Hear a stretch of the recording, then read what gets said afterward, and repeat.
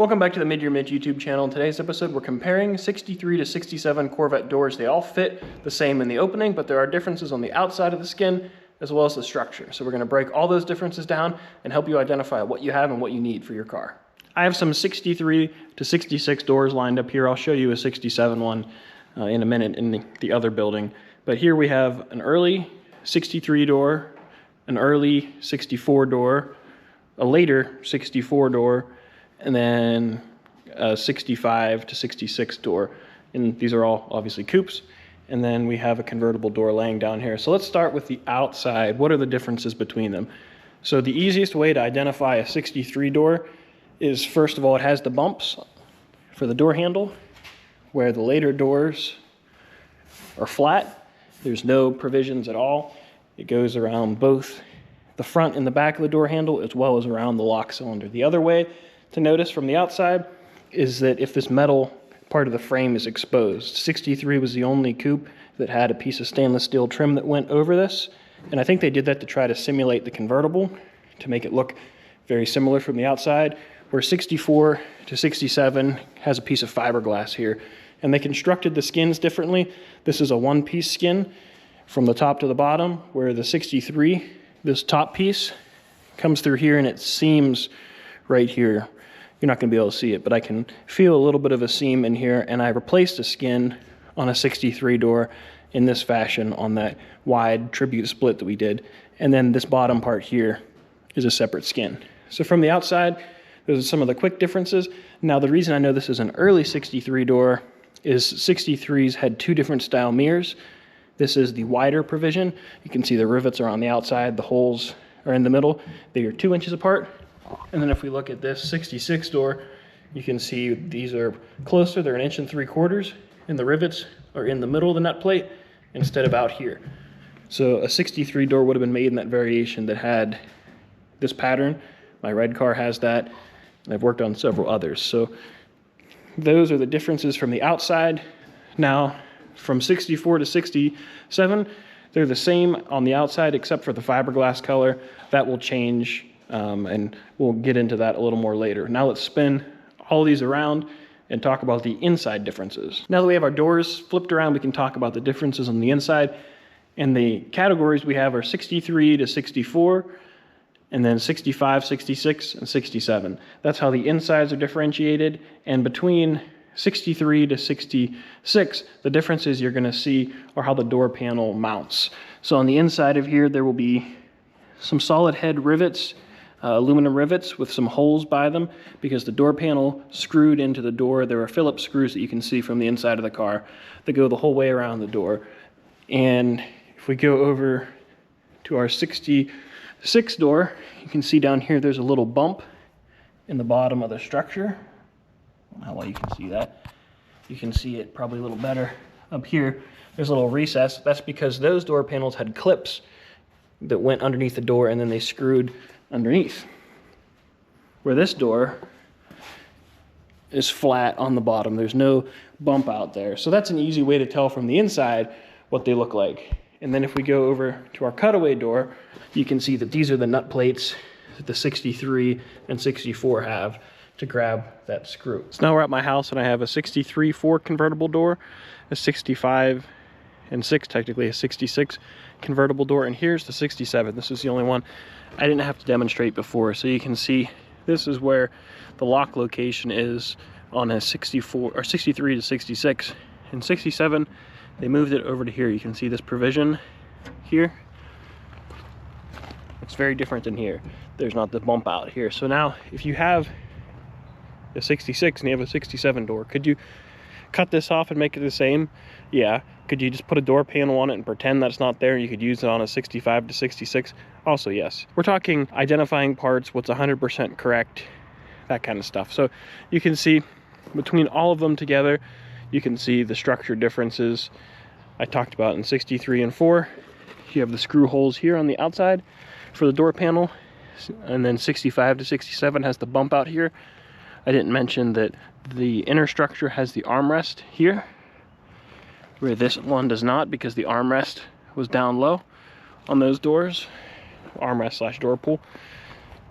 and the 67 one is the same. So there's quite a few differences. You know, you can make different doors work in different cars. If you're trying to build a resto mod, you know, you may not care about originality. If you're trying to restore a car, you have a damaged door and you want to swap it out, this can help you.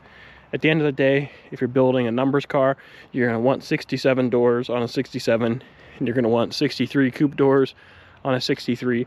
The rest kind of falls out in the wash at the end of the day. It doesn't really matter. Now, if you're talking fiberglass color, that's another way to identify what doors are. So all these doors are missing door handles. You can see that this is a nice dark color. So this is probably a later 66, because that looks like dark gray or almost black.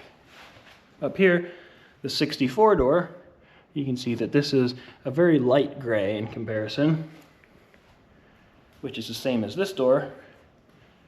And then this one's painted flat black. This one's a little bit darker of a gray. This is like a very specific 66 shade. And then this 63, you can see how white the inside of that is. It's like a almond off-white type color. So that's a way to identify what they would be. 63, early 63s would have this color. The later 63s up to 65, maybe even early 66 would have this light color.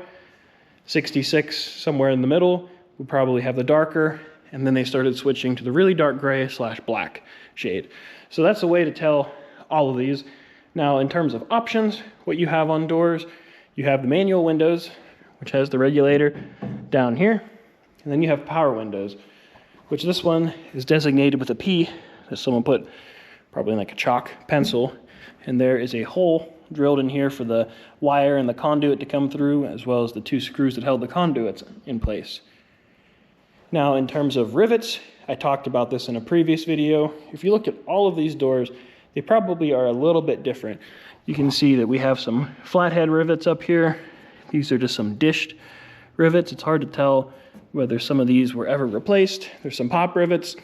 There's a lot of things holding the fiberglass structure to the steel structure. So over here I have this cutout, that I'll call it, this destroyed 63 door that I got, that'll be worth saving one day. You can see that there is a structure in the back that holds your striker in place. And someone asked, can you make a convertible door into a coupe? You can, but you need some parts. You can use a convertible door to save a coupe. So you can see that this nut plate, although it's a mirror image, is the same nut plate. The top part of the coupe structure, which is all this steel, spot welds onto this plate right here. Now this nut plate in the front, this is for your door hinges, and this coupe structure rivets or spot welds to this. This is the same for coupes and convertibles, minus this top piece. The inside, this is the important part. This is all stamped steel. Nobody makes this. This door is all bent and tweaked, and I'll probably fix it whenever my good 63 doors start running shy, but we'll save that for another day. You can see, again, there's this nut plate here. It gets riveted all through here, and this is a pretty decent door. Now, things you need to look out for damage. The reason why this is no longer on this car is because I pulled the door glass out when I was trying to adjust the vent window, and the door was fitting kind of funky. I don't know if you can see there's some like tar in here, but the door is basically broken out, and they filled it with filler and mud and fiberglass and junk. So I didn't know that when I got it. I'm not upset with getting the door in that condition. It'll need a new skin, so I'll probably hang it on the wall. If I ever need to put a skin on it, I'll peel the skin off, put the skin on the wall, and put this on a car. But that's for a whole nother topic. Now, what kind of damage can we expect? I talked about this before. These rivets can come loose, which some of these might be, and that allows this nut plate and steel to walk inside the fiberglass. Your doors won't fit right. So that's one thing you need to look out for. Another is if you have crash damage, which you can see these doors are shattered, the inner and outer skin will start to separate, which you can see that's the case on this one. This one is in pretty tough shape. It's almost in good enough shape to fix, but I think it's going to need a whole new outer skin, and I could probably fix from a convertible door the front. What I was going to do with this door is probably make it into a 63 door. I was going to pull off this fiberglass convert the front edge to accept the trim, take a 63 or early 64 convertible door and dissect it and, you know, retransplant it onto this door. So you can take a convertible door that's in pretty good shape and you can fix a messed up coupe door. Unless you have this top structure, you're not going to remake that. I mean, that's a lot of work. You can patch it, but you're not going to remake it. So you can, you know, you can supplement pieces here and there. In terms of latches, all that stuff's the same, 63 to 66. 67's unique. Like I said, the lock knob's here. There's a little weird gizmo that for the linkage to make it work, basically. That's special, and the 67 latch is unique, and I don't think it's reproduced. But hopefully this helps you guys understand some of the differences. There's lots of other little nuances that I'm sure people in the comments will let me know about that I missed, but that's the big stuff. And also be aware that people could have put skins on a door. You could have a 63 structure and put a flat door handle skin on it, then it looks like a 64 door. You can have a 67 shell and put a 63 bumped outer skin on it. I've seen that on a couple 67 convertible doors. So you never know what you're going to get into. So it helps to look at both sides of the door, not just one, and it's good to not assume. Obviously door panels will be different. There'll be some different knobs and hardware and stuff on the doors. We're not getting into all that. We can get into that in a separate video. This is just purely the hardware. So if you're walking around a swap meet and you see a door and you see the bumps and you're like, oh my gosh, it's a 63 door, when it's really an early 64 door. You can make it work, but it's not 100% correct. Now, if you're building a resto mod, it doesn't really matter. You can intermix different doors. Like Overkill does not have 67 doors. I can make them 67 doors by putting that little piece in to move the knob, but personally, I think it looks better in the back position. I'll ask Greg what he wants to do, but honestly, I don't think it's worth all the extra effort. Another difference we have on the inner structure of these doors is you can see the vent window goes here. This is your access for the whole inside of the door, and there are some captured nuts here where a steel cover would have went over. You can see remnants of sealant. Same with the vent window. So 65 to 63 all use that. 66 and 7, you can see that there's still the provision, but it was never drilled out. There's no evidence of nuts being in there. Same with this one. They just didn't use the covers for these years for some reason. I don't know if it was extra cost, extra work, what. But you can see the 65 door has it, and the 66 door does not. So there's lots of little details. There's also details with the armrest that can, you know, be a little different. There's some little things that I may have missed, but those are the big things to look for when you're comparing doors on Corvettes. But that's going to do it for this video. If you enjoyed, please give it a thumbs up. Don't forget to subscribe. We have lots of Corvette parts laying around, so I can make other types of videos like this if this is something that interests you.